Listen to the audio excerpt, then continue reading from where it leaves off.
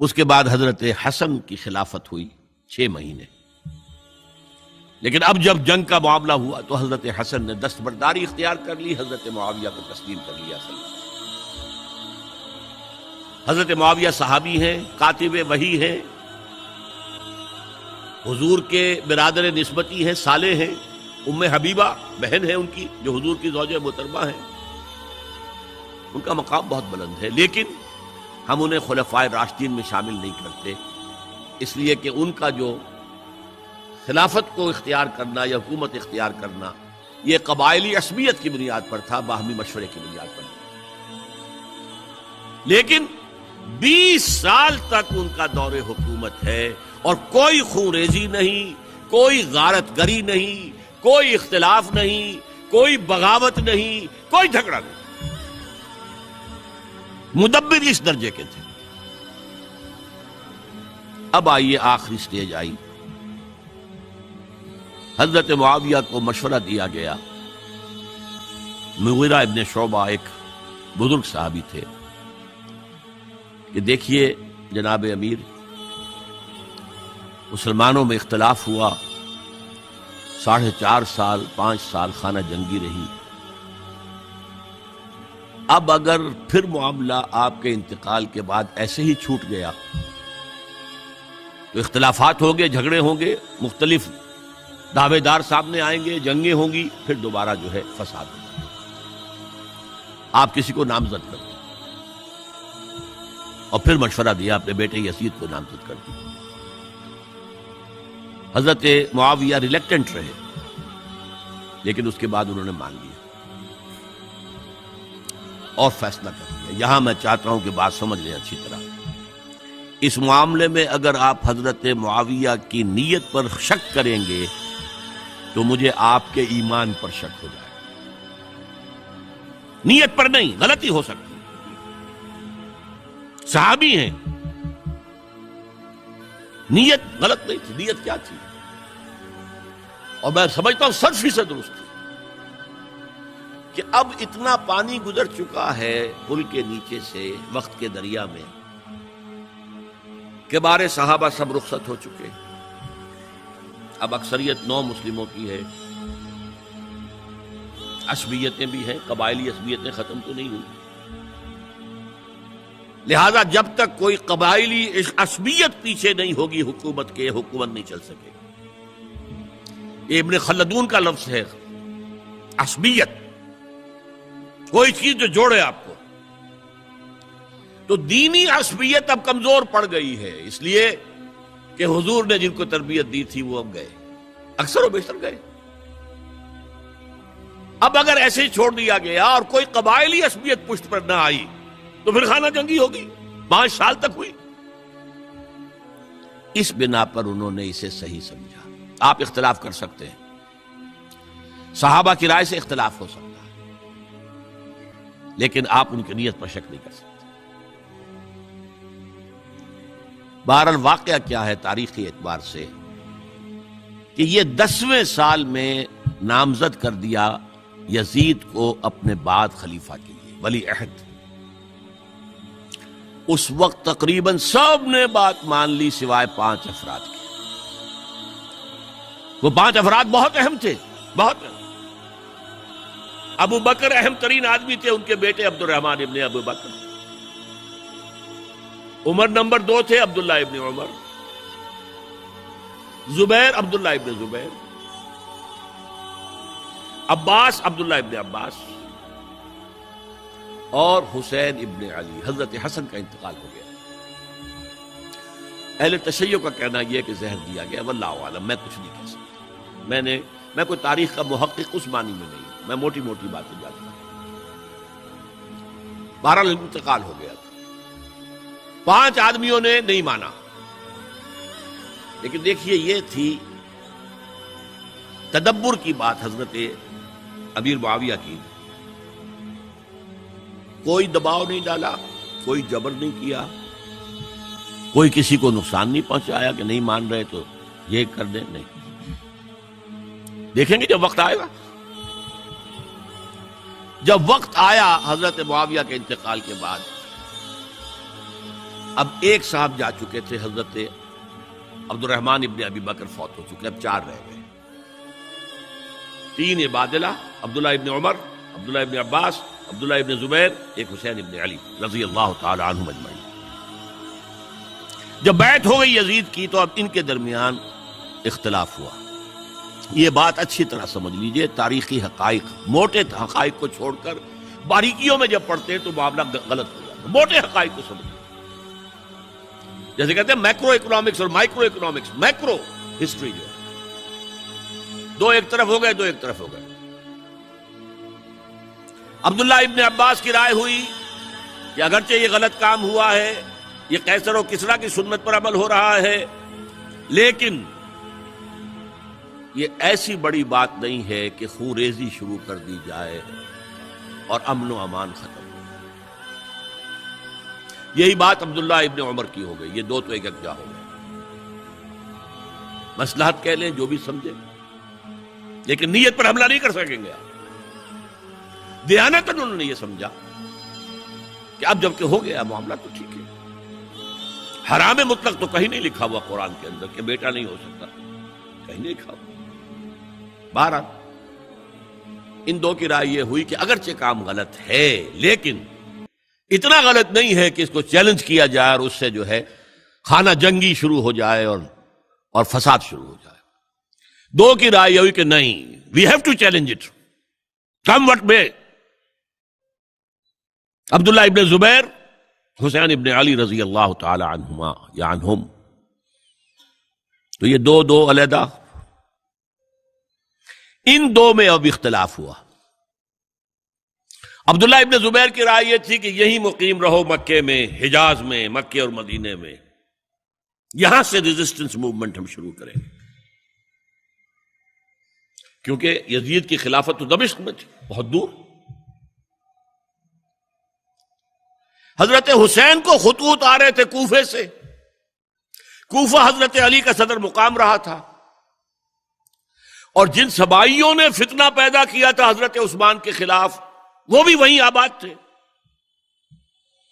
انہوں نے خطوط کا تاطا باندھ دیا، آپ آئیے ہم آپ سے بیعت کریں گے اور کھڑے ہوں گے اور مقابلہ کریں گے اور اس یزید کی حکومت ختم کریں گے۔ ڈاک کے تھیلے بھرے ہوئے حضرت حسین نے فیصلہ کیا کوفے جانے کا، بہت روکا۔ عبداللہ ابن عباس بہت ان سے بزرگ تھے عمر میں، اور ویسے بھی ایک اعتبار سے نانا تھے، ایک اعتبار سے پڑدادا تھے حضرت عبداللہ ابن عباس۔ حضور کے چچا زاد بھائی تھے تو نانا ہو گئے کہ نہیں؟ حضور نانا تھے کہ نہیں؟ اور حضور کے چچا تھے حضرت عباس، ان کے بیٹے ہیں یہ۔ تو اس اعتبار سے حضرت علی رضی اللہ تعالیٰ عنہ کے کیا ہو گئے؟ چچا۔ بہرحال میں کچھ گڑبڑ کر رہا ہوں اس وقت۔ وہ دوڑتے جا رہے تھے کہ حسین خدا کے لیے مت جاؤ، خدا کے لیے مت جاؤ، یہ کوفی تمہارا ساتھ نہیں دیں گے، الکوفی لا یوفی، کوفی وفا نہیں کرتا وعدہ، اور خدا کے لیے اگر جانا ہے اپنے گھر والوں کو یہاں چھوڑ جاؤ۔ بس حضرت حسین پر رضی اللہ تعالی عنہ جو ایک کیفیت تھی، انہوں نے سب باتوں کو نظر انداز کیا۔ وہاں ہزاروں لوگوں نے مسلم بن عقیل جو حضرت حسین کے نمائندے کی حیثیت سے پہلے گئے تھے، ان کے ہاتھوں پر بیعت کیا، وہ خطوط آ رہے تو اور بھی بات پختہ ہو گئی۔ ابھی راستے ہی میں تھے کہ پتہ چلا کہ ابن زیاد گورنر بن کر آیا ہے، اور اس نے جو وہاں پر تشدد کیا ہے اور ڈنڈا برسایا ہے، سب بیعت توڑ کے گھروں میں چھپ گئے، اور مسلم بن عقیل جو ہیں وہ بے یار و مددگار شہید بھی کر دیے گئے۔ حضرت حسین نے ارادہ کیا کہ واپس ہو جائیں مدینے کی طرف۔ اب مسلم بن عقیل کے بیٹے جو ہیں، وہ عرب کی ایک غیرت ہے، ایک آنر جسے آج کل کہتے ہیں، ہم اپنے باپ کا بدلہ لیے بغیر نہیں جائیں گے۔ اور حضرت حسین کی شرافت اور مروت، یہ لوگ میرے ساتھ آئے تھے نا، میرا ساتھ دے رہے تھے، اب میں ان کا ساتھ کیسے چھوڑوں؟ بہرحال وہ حادثہ فاجعہ ہو کر رہا، اور اس میں سب سے بڑا سبب جو بنا ہے وہ میں چاہتا ہوں جس کی طرف کسی کی نگاہ نہیں گئی۔ افسوس یہ ہے کہ میرا اس پر جو کتابچہ ہے سانحہ کربلا وہ آؤٹ آف پرنٹ تھا، کوشش تھی کہ آج یہاں وہ پیش کیا جاتا، مختصر ترین، لیکن آپ دیکھیں گے کہ کلیئر ہو جاتی ہے ہسٹری۔ دو کتابچے ہیں، شہید مظلوم، میرے نزدیک مظلوم ترین شہید حضرت عثمان رضی اللہ تعالی عنہ، اور سانحہ کربلا، بہت بڑا سانحہ ہے، اس میں کوئی شک نہیں۔ حضرت حسین کے صبر اور مثابرت اور استقلال اور شجاعت یہ مثالی ہے تاریخ کے اندر۔ اپنے سامنے جو ہے اپنے ایک ایک کر کے چراغ گل ہو رہے ہیں، خاندان سارا ختم ہو رہا ہے، شیرخوار بچے شہید ہو رہے ہیں۔ وہ تو ایک بچہ بیمار تھا، حضرت علی بن حسین زین العابدین رحمت اللہ علیہ، وہ بچا ہے۔ لیکن اصل میں شرافت اور مروت جو ہے وہ بسا اوقات اپنی شرافت کی وجہ سے مار کھا جاتی ہے۔ حضرت حسین سے میرے نزدیک یہ ایک اسٹریٹجک مسٹیک ہوئی کہ جب کوفیوں کا لشکر سامنے تھا تو وہاں کھڑے ہو کر ایک ایک کا نام لے گا، فلاں ابن فلاں، کیا تم نے مجھے خط نہیں لکھا تھا؟ اے فلاں ابن فلاں، کیا تم نے مجھے خط نہیں لکھا تھا؟ سب کے راز فاش کر رہے ہیں، اور دیکھو یہ میرے پاس یہ تھیلے بھرے ہوئے تمہارے خطوں کے موجود ہیں، تم نے مجھے بلایا اور میں آیا۔ یہ بات تھی جس کی بنا پر اب ان کے لیے کوئی چارہ نہیں تھا کہ انہیں شہید کر دیں، ورنہ تو یہ ہمارا بھانڈا پھوڑ دیں گے جا کر یزید کے پاس، تو ہماری کھالیں کھنچ جائیں گی۔ یہی وجہ ہے کہ حضرت حسین نے 3 آفرز کی، مجھے واپس مدینے جانے دو، نہیں، مجھے یزید کے پاس جانے دو، نہیں، مجھے کہیں اسلامی سرحد پر بھیج دو، میں وہاں پر کافروں سے جنگ کرتے ہوئے زندگی ختم کر لوں گا، نہیں، ہیئر اینڈ ناؤ بیٹھ کرو۔ یہ حضرت حسین کی شرافت، غیرت، حمیت، مروت اس کے خلاف تھا، لہذا انہیں شہید کیا گیا۔ اور پھر خیموں کو آگ لگائی گئی، یہ نوٹ کیجئے کیوں لگائی گئی۔ اگر تو یہ غصے اور انتقام میں اور وینجینس میں ہوتا تو حضرت علی بن حسین زین العابدین کو بھی شہید کرنا چاہیے تھا، نہیں کیا۔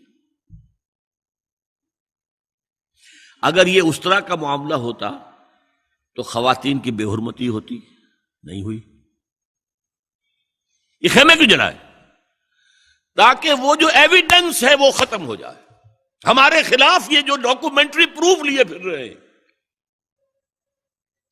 خیمے جلیں گے اور یہ تھیلے بھی جل جائیں گے اور یہ خود بھی جل جائیں گے اور ہم بچ جائیں گے۔ یہ ہے میرا تجزیہ۔ بہرحال اس میں کوئی شک نہیں کہ تاریخ انسانی کے عظیم حوادث میں سے وہ ہے، اور میرے نزدیک حضرت حسین رضی اللہ تعالیٰ عنہ کا اختلاف کر سکتا ہے، جو چاہے کرے، حضرت حسین سے اختلاف کرے اور اتفاق کرے حضرت عبداللہ ابن عمر، عبداللہ ابن عباس کے ساتھ، تب بھی ٹھیک ہے۔ اور اگر حضرت عبداللہ ابن عباس اور عبداللہ ابن عمر سے اتفاق کرے اور حضرت حسین ان سے اختلاف کرے، تب بھی شک ہے۔ معصوم کوئی نہیں ہے ہمارے نزدیک، معصومیت خاصہ نبوت ہے، نبوت ختم ہوئی حضور پر، معصومیت ختم ہوئی، غلطی ہر ایک سے ہو سکتی ہے اور آپ رائے رکھ سکتے ہیں، لیکن کسی صحابی کی نیت پر حملہ نہیں کریں گے آپ۔ صحابی کی نیت پر حملے کا مطلب کیا ہے کہ محمد صلی اللہ علیہ وسلم تزکیہ نفس نہیں کر پائے، یہ ریفلیکٹ کرے گی حضور کی اس پوری کی پوری جد و جہد پر کہ شخصیت سازی نہیں کر پائے محمد صلی اللہ علیہ وسلم، نہیں، معاذ اللہ ثم معاذ اللہ ثم معاذ اللہ۔ بہرحال یہ ہے تاریخ کے اعتبار سے ہمارے ہاں جو عظیم ترین ذی الحج کے مہینے میں حضرت عثمان شہید ہوئے تھے، 28 ذی الحج کو حضرت عمر پر حملہ ہوا تھا، 1 محرم کو ان کی شہادت ہوئی تھی، 10 محرم کو یہ سانحہ کربلا پیش آیا تھا۔ یہ ہماری اس ابتدائی تاریخ کے اہم لینڈ مارکس ہیں جنہیں ہم شہادت کے نام سے جانتے ہیں، لیکن میں اب پھر دوبارہ کہوں گا یہ اللہ کی راہ میں قتل ہوئے۔ وَلَا تَقُولُوا لِمَنْ يُقْتَلُ فِي سَبِيلِ اللَّهِ أَمْوَاتٌ بَلْ أَحْيَاءٌ وَلَٰكِنْ لَا تَشْعُرُونَ۔ ولا تحسبن الذین قتلوا فی سبیل اللہ امواتا بل احیاء عند ربہم یرزقون، لیکن وہ شہادت علی الناس کی ذمہ داری جو مجھ پر اور آپ پر ہے، حضرت حسین کو یاد کر لیں، حضرت عثمان کو یاد کر لیں، ان کے لیے کوئی رنج اور غم کا اظہار کر لیں، اس سے کچھ حاصل نہیں ہے۔ حاصل تو یہ ہے کہ شہادت علی الناس کی تیاری کیجئے، اپنی ذاتی زندگی میں آج سے گواہی دیجئے اللہ کے بندے ہونے کی، اپنے عمل میں، اپنے قول میں، اور کوشش کیجئے کہ مل جل کر اس ملک کے اندر وہ نظام برپا کرے کہ جو شہادت علی الناس دین حق کے ایک کامل نمونے کے طور پر دنیا پر حجت قائم کر دے کہ دیکھ لو اپنی آنکھوں سے، یہ ہے وہ دین حق جو محمد لے کر آئے تھے۔ اللہ تعالیٰ مجھے اور آپ کو اس کی توفیق عطا فرمائے۔